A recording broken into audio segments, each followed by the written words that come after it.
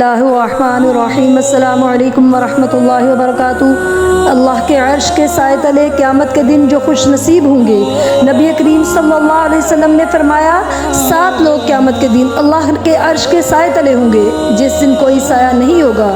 انصاف کرنے والا بادشاہ، جو پہلا شخص قیامت کے دن اللہ کے عرش کے سائے تلے ہوگا، وہ انصاف پسند بادشاہ، حکمران، لیڈر یا جج ہوگا یا گھر کا سربراہ ہوگا، جو لوگوں کے درمیان انصاف کے ذمہ دار ہیں۔ اور دوسرا وہ انسان جو جوان ہو اور جوانی کے شروع سے ہی عبادت گزار ہو،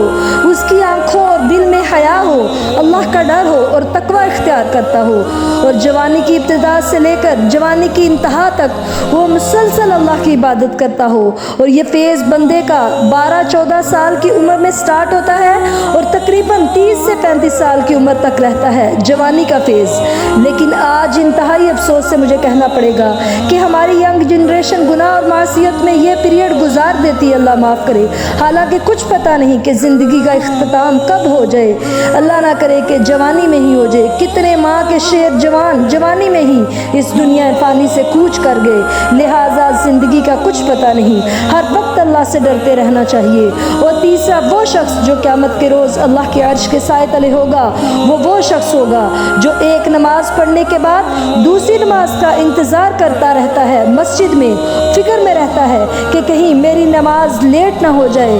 اور پھر اس کا دل مسجد میں اٹکا ہوا ہوتا ہے، یعنی ایک نماز پڑھ کے آتا ہے، اپنے کام میں مصروف ہو جاتا ہے، تو پھر دوسری نماز کا انتظار کرتا رہتا ہے، دل میں اس کے مسجد میں جانے کی تڑپ ہوتی ہے۔ اور چوتھا شخص جو اللہ کے عرش کے سائے تلے ہوگا قیامت کے دن،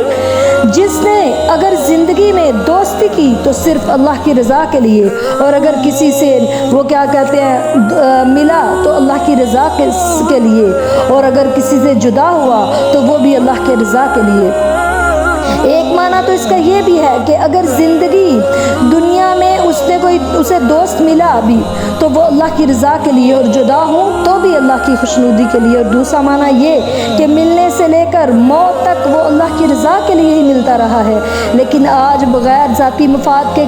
کسی سے دوستی نہیں، اللہ معاف کرے۔ پانچواں وہ شخص جو قیامت کو اللہ کے عرش کے سائے تلے ہوگا، وہ جسے ایک مالدار اور خوبصورت عورت بدکاری کی دعوت دے، گناہ کی دعوت دے، لیکن وہ شخص یہ کہے کہ میں اللہ سے ڈرتا ہوں۔ یہاں کیوں کہا کہ مرتبے والی خوبصورت عورت؟ اس لیے کہ ایک چیز تو اس کے مرتبے کی وجہ سے ڈر نہیں کہ راز فاش ہوگا تو اسٹرانگ لیڈی ہے تو راز فاش ہونا ممکن نہیں، اور اگر ہو بھی جائے تو وہ مجھے بچا لے گی، تو بڑے لوگوں کے ایسے راز جلدی فاش نہیں ہوتے۔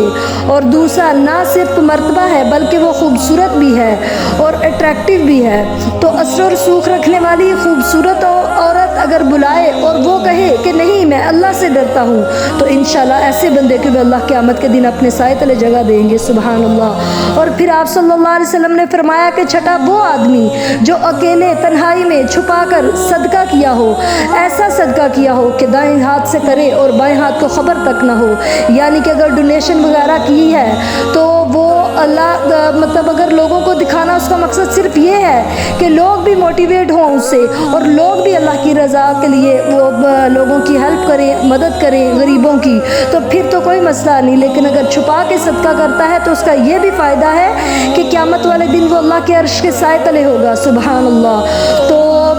پھر اس کے بعد